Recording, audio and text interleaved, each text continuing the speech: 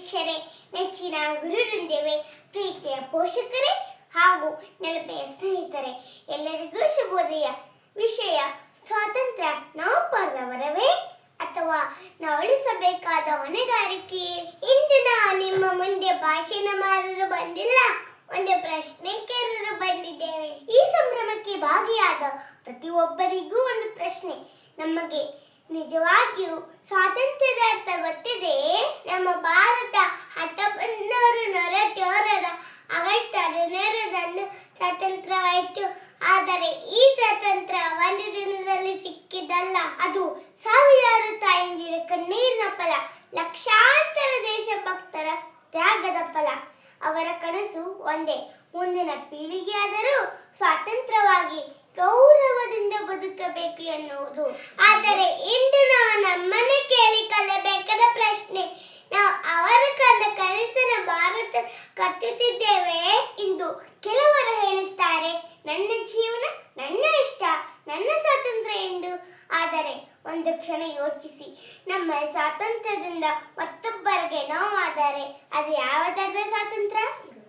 ಇದು ಸ್ವಾತಂತ್ರ್ಯದ ದುರುಪಯೋಗ.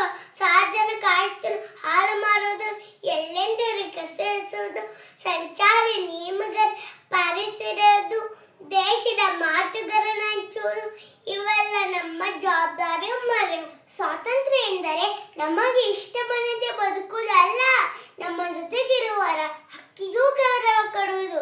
ಸ್ವಾತಂತ್ರ್ಯ ನಮ್ಮ ಹಕ್ಕು ಎಂದು ಬೀಗುವ ನಮಗಿರುವ ಜವಾಬ್ದಾರಿಗಳನ್ನು ನಿಭಾಯಿಸುವವರೇ ಬೇಕಿಲ್ಲ. ದೇಶವನ್ನು ಬದಲಾಯಿಸಲು ಹುದ್ದೆ ಬೇಕಿಲ್ಲ, ಸ್ವಲ್ಪ ದೇಶಾಭಿಮಾನ ಸಾಕು. ಒಬ್ಬ ವಿದ್ಯಾರ್ಥಿ ಪ್ರಾಮಾಣಿಕವಾದರೆ, ಒಬ್ಬ ಶಿಕ್ಷಕ ನಿಷ್ಠೆಯಿಂದ ಬೋಧಿಸಿದರೆ, ಒಬ್ಬ ರೈತನನ್ನು ಗೌರವಿಸಿದರೆ, ಒಬ್ಬ ಸೈನಿಕನ ತ್ಯಾಗವನ್ನು ನೆನೆದರೆ ನಮ್ಮ ಭಾರತ ಇನ್ನಷ್ಟು ಶ್ರೇಷ್ಠವಾಗುತ್ತದೆ. ತ್ರಿವರ್ಣ ಧ್ವಜ ಕೇವಲ ಬಟ್ಟೆಯಲ್ಲ, ನಮ್ಮ ದೇಶದ ಗೌರವ, ನಮ್ಮ ಆತ್ಮ ಗೌರವ. ದೇಶ ನನಗೇನು ಕೊಟ್ಟಿದೆ ಎಂದು ಕೇಳುವುದಕ್ಕಿಂತ ನಾನು ನನ್ನ ದೇಶಕ್ಕೆ ಏನನ್ನು ಕೊಡಬಲ್ಲೆ ಎಂದು ಯೋಚಿಸೋಣ. ಬನ್ನಿ, ಒಳ್ಳೆಯ ನಾಗರಿಕರಾಗೋಣ, ಸ್ವಚ್ಛ ಭಾರತವನ್ನು ನಿರ್ಮಿಸೋಣ, ಪ್ರಕೃತಿಯನ್ನು ಕಾಪಾಡೋಣ, ಕಾನೂನನ್ನು ಗೌರವಿಸೋಣ, ಪ್ರೀತಿ, ಸಹನೆ ಮತ್ತು ಏಕತೆಯಿಂದ ಬದುಕೋಣ. ಏಕೆಂದರೆ ದೇಶ ಸ್ವಾತಂತ್ರ್ಯವನ್ನು ಪಡೆದು ಒಂದು ವಿಜಯ. ಅದನ್ನು ಉಳಿಸಿಕೊಳ್ಳುವುದು ಪ್ರತಿಯೊಬ್ಬ ಭಾರತೀಯನ ಜವಾಬ್ದಾರಿ. ಸ್ವಾತಂತ್ರ್ಯ ನಮ್ಮ ಹೆಮ್ಮೆ, ಜವಾಬ್ದಾರಿ ನಮ್ಮ ಗುರುತು. ಭಾರತ ನಮ್ಮ ಉಸಿರು. ನಾವೆಲ್ಲ ಭಾರತೀಯರೆಂಬ